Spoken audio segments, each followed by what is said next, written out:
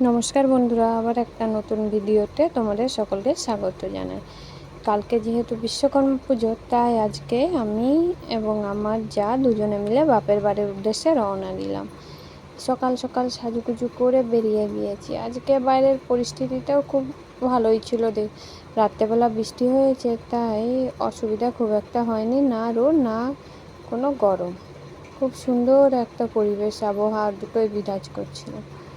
দেখছো রাস্তার থেকে গাছপালাগুলো একবারে ঝড়ে নিমেষে বেরিয়ে যাচ্ছে।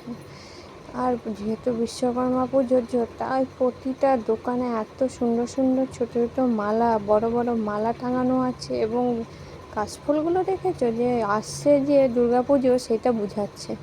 আমার এই বনটা খুব ভালো লাগে, এত সুন্দর বর্ষাকালে সবুজ হয়ে যায়, খুব সুন্দর দেখতে লাগে।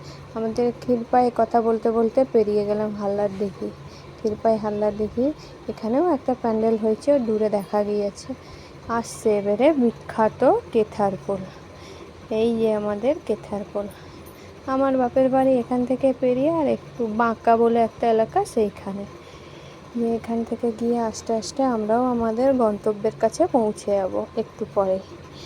এবার তোমাদের যদি আমার ভিডিও ভালো লাগে, অবশ্যই তোমরা লাইক, কমেন্ট, শেয়ার করো। ধন্যবাদ।